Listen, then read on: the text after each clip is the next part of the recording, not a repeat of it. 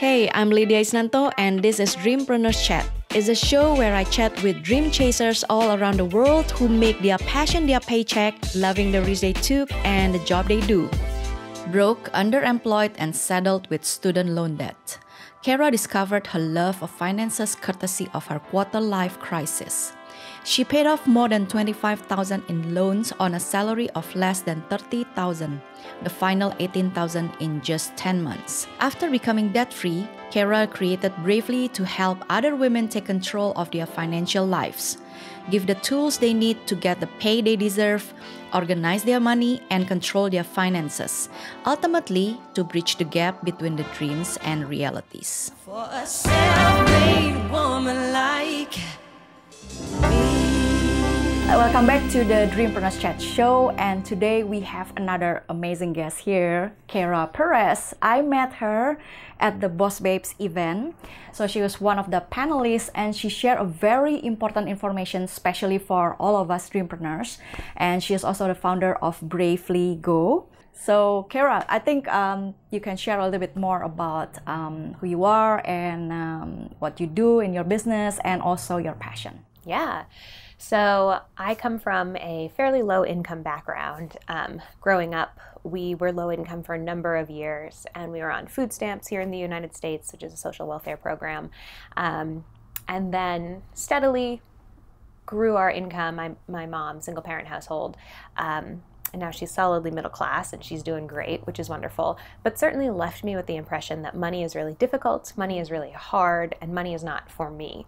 So throughout college and into the first part of my 20s, I just felt like I wouldn't have any money. I would never have any money. Even if I did, I didn't know what to do with it. The first 3 years out of college, I waited tables and made less than $20,000 a year while I had over $25,000 in student loan debt. And it was just really stressful and hard. And I realized I need to learn about money. So I literally Googled how to pay off student loan debt and paid off the remainder of my student loan debt in 10 months. I worked 5 different part-time jobs because I couldn't find a real job. But as I was doing that, I was writing about it and sharing my journey online, and I realized I really love talking about this, and I love talking about money with women. So from that blog, I decided to start doing events, and I rebranded under the name Bravely, and now Bravely helps women learn about money. So we help them with things like how to pay off your debt, how to create a budget that actually works for you, what are some ways to save? What are areas in your life that you can cut out? And what are other areas that you want to really see flourish? So we work with women one-on-one. We do the larger events, but it all comes back to how can we educate women around money? That's really interesting. There's a story that you share in the Boss Babes. The journey of when you really gathering money to pay up the loan, that's empower you to really set up the budget, all those things. So tell us a story about the challenge when you were in that journey. Yeah, that was tough. I mean, it was really like necessary in some ways because I didn't know anything about money. So after I was reading these personal finance blogs of other people who were paying off debt, I realized, okay, I can do that. And in 2014, this is when I was just beginning to learn about money. I only made $18,000, so I didn't have a lot of money to work with. So I knew, okay, one, I need to find more money. Because at the time, I was working for $12 an hour as a caterer and for $9 an hour as an MMA gym receptionist. So I just didn't have a lot of money coming in. So I knew, okay, I need to find more jobs. So that was a big part of it. But I also needed to cut back. And I knew I could. I had just started dating my boyfriend. And so we were going out on all these dates. And I was like, no more dates. Like no more dinners out, no more concerts. I want to save that money. I lived with 3 roommates. And they were all wonderful and very good friends of mine. So it was fun. We had like built-in friendships. So we could do movie nights at home. But I also, I did everything and anything I could to save money. So I had this catering job, and I would eat the leftovers from the catering events rather than buy groceries, which was delicious in some ways and also a little unhealthy in some ways. I ate a lot of mashed potatoes and like a lot of bread, but it allowed me to really cut my spending, which I could then put that money towards my debt payoff. And as I picked up more whether it was catering shifts or odd jobs. I did freelance writing. I coached lacrosse at a local high school. I could put that earning towards my debt. So I kept my living expenses really, really low. And then any extra money went towards paying off my debt. So after that, you found this Bravely 1 year ago. What is the challenge, like while you're doing this business? So many challenges. So I founded Bravely with $3,300 that I had saved. And the challenge has been, how can I put together really impactful events that are beautiful and educational and people want to attend, but how can I keep them affordable while also making money? And Bravely has grown, but really slowly, because I'm just a team of one, and I do all of our website content, I do all of our event content, and it takes a lot of time. So I would say the biggest challenges are being smart with my capital as well as being smart with my time. What is worth my time and what is not worth my time? And that's an ever-evolving conversation that I'm having with myself. Now, is this the most challenging, or the previously working job to jobs is more challenging? Or Yeah, that's such a good question. In some ways, this is more challenging, but in other ways, when I was paying off my debt, I had 5 different part-time jobs, and I would work them every day of the week. And it was sometimes I would wake up and do some freelance writing and then have to go to a catering event in the afternoon and work until midnight, and then wake up the next morning and have to do coaching or something. So I worked many jobs, sometimes multiple jobs a day, every single day. So I was just really tired and I was really burnt out because everything in my life revolved around debt payoff, which I chose to do because I knew, okay, I don't have $100,000 in debt. At this point in time, I had a little over $18,000 in debt. So if I was really serious for a short amount of time, I knew I could get to zero faster. So I chose to be really aggressive with it, which was hard in terms of scheduling myself and maintaining my energy levels, and also just trying to figure out money. I was still learning. But now with Bravely, I know a lot, which is great. And I have more money than I did before, which is good. But you still have ups and downs as an entrepreneur. There's months where I'll do an event and I'll make a lot of money, and then there's months where I try and sell tickets to an event and no one wants to come, and so it's hard understanding, what does my audience want? When do they want it? What will they pay for? What's the right scale to hit? So it's different challenges, I would say. And despite of all the challenges, and you keep going, so what makes you keep going? Yeah, so what's kind of a blessing in disguise is I never did have a high-paying, powerful job, right? It's not like I'm not one of those people that I left my $150,000 a year job to pursue my dream. I left my catering job. It was really easy to leave that because it sucked. So I keep going forward because I genuinely love what I do, and I think I'm having an impact on the world. I know I'm having an impact on the world, one woman at a time. And what was my alternative? Just keep catering, keep working at the gym? No, thank you. So it makes sense for me, as well as being a way to really have an effect on the world around me. And women is the most difficult part is in their spending, I think. I mean, I am a filmmaker. Like I spend maybe not on Prada or Gucci, but I spend more on the gears. Yeah. Where I realized that as a creative, I find that even, like 10 years I've been in the business of videography and photography back in Singapore. And I find that after 10 years, I see my, income sheet is like, oh my God, it's like I really earn literally nothing, like what's happening, So what do you think the most important for women to take note in their, especially for creatives, for business?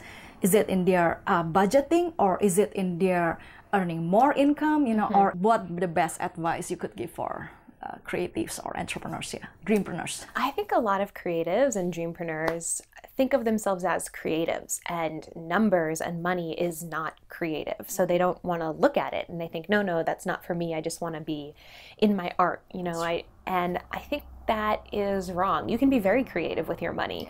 I think of frugality as an exercise in creativity. How can I make this dollar go further? I also think the number one thing people need to do is look at the numbers, because numbers don't lie. If you don't have any money coming in, the numbers are going to reflect that. If you have a lot of money coming in, but you don't know where to put it, you don't have an income problem, you have a spending problem. But if you don't have any money coming in, you have an income problem. So the problems may be different, but the way to solve the problem is to look at the numbers. And you can do that in your personal life too, or your business life. But you just have to sit down and say, here's what I've got coming in, here's what I've got going out, here's what I want to do, how can I make all of this add up? Sort of what I was just saying, not everyone has the same problems when it comes to their money, and not everyone has the same goals. Some people do want to retire by 33, some people want to own a house, some people want to have kids. Your life is very different from my life, and that's great and wonderful, but it means our money is different. So a lot of people in the money community give this blanket advice. Save 20% of your income, invest in this account, but that might not be the best thing for each individual. So I tell people, identify your values. What is it that I care about? What kind of person do I want to be? And what kind of life do I want to live? From there, you can figure out where you want to spend. So something that a lot of people really love doing is going out to eat. People love going to restaurants and not having to cook or do the dishes, which I totally respect, but I don't enjoy that much because I worked in food service for so long, it like stresses me out. So my restaurant budget is 0, but that's probably not going to work for a lot of other people, like most people. And so it doesn't make sense for me to say everyone needs to have a 0 restaurant budget. There are going to be people who try that, and then I call it rubber banding. They rubber band back to overspending, and they're going out to eat every single night. So identify your values and say, I really love food. Food is really important to me.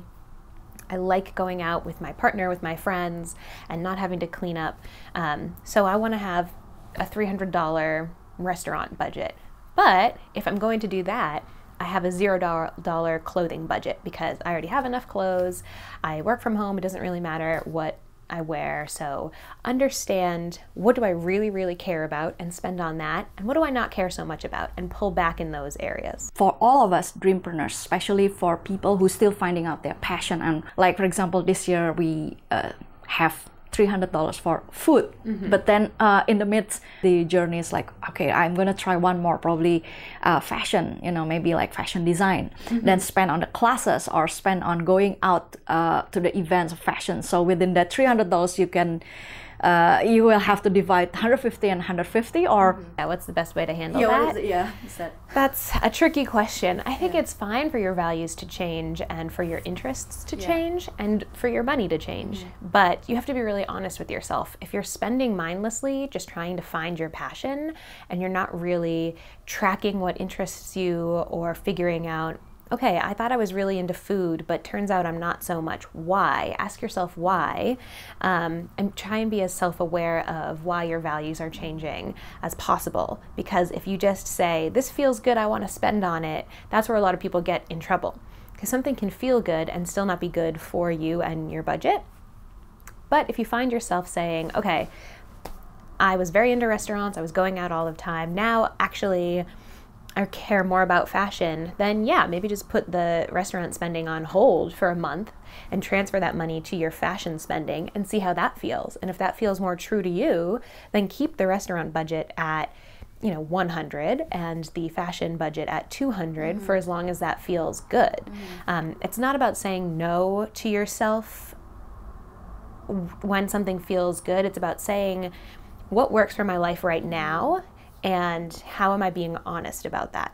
So again, that's going to look different for everyone else. I think it depends on how much startup capital you have. Do I have personal savings? And what your personal expenses look like. Do I have to pay rent? Do I have to pay childcare? So you have to be really honest. You can't just go around and say, well, here's a cool conference that looks like it'll be fun, so I'm going to spend $500 on it. You have to say, if I'm going to spend $500 on this conference, what am I going to get out of it? Who do I want to talk to? What are the sessions I want to go to? And how will I implement that immediately so that I can start earning money?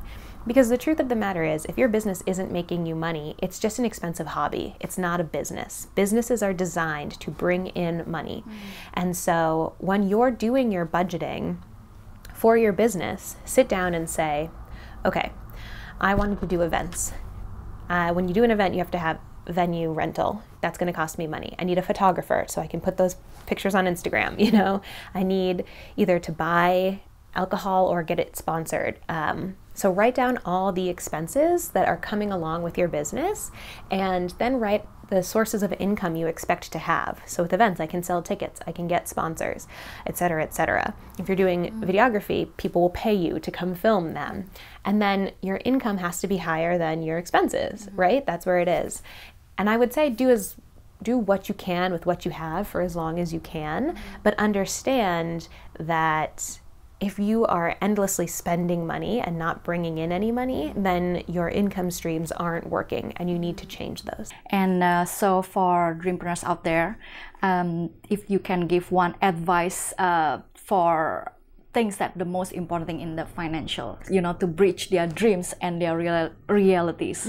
So what is that one advice? I think the best piece of advice I can give is to be honest with yourself about your money, about your goals, and about your reality. If you're a single parent with 3 kids like my mom was, maybe right now is not the best time to start a business. Or if you are a single parent with 3 kids, maybe now's the best time to start a business. I don't know, it totally depends on your situation. So be really honest about what you want and what you think you're capable of, because we're all capable of greatness. That's the amazing thing. Like when I started paying off my debt, I was like, I make $18,000 a year, I'm a caterer, I am working at this gym, I hate it. But 10 months later, I was debt-free, you know, like we can do amazing things. But I was really honest about, this is my #1 goal in life. I want to get out of debt. I turned down vacations, I turned down travel opportunities, I didn't get Christmas presents for people, I didn't receive any Christmas presents because my whole life revolved around it. So be really, really honest about what you want and what you're willing to do for it and what your life allows. Once you have that brutal honesty with yourself, so many opportunities will open up, which is amazing. But until you can be really clear on what you're trying to do, everything will remain kind of murky and it'll feel hard. That's really good. So for audience out there who really want to get to know more about you and want to ask more questions, so where can they find you? Yes, you can find me. My website is bravelygo.co, not .com. I couldn't get that one. That one was too expensive. And then on Instagram, it's @WeBravelyGo. On Twitter, @BravelyGo. And you can always feel free to shoot me an email if you have a personal question, info@bravelygo.co. And you also have a very good podcast. Yes, oh yes. Yeah, I always so forget about the podcast. And I have a podcast, it's called The Fairer Sense, F-A-I-R-E-R, Sense, like C-E-N-T-S. You can find us anywhere you listen to podcasts, Stitcher, iTunes, Google Play. We're all over the place. Thank you so much, Kara, for being you. in this show. And so thank you, audience, for listening and watching this show. Don't forget to leave your review on the iTunes and Apple Podcasts. So that will help us for sure to continuing whatever we love to do and we're passionate to do. All right, thank you so much, guys. Bye-bye. For a self-made woman like me. This podcast is available on iTunes and other major podcast platforms. If you like this show, please subscribe and give your rating and review on iTunes. That means a lot to help the show keep going. You can also watch the video podcast series at youtube.com/Lydia Isnanto. See you on the next brand new chat. Until then, remember to share your story with someone, because you never know how one sentence of your life story could inspire others to rewrite their own.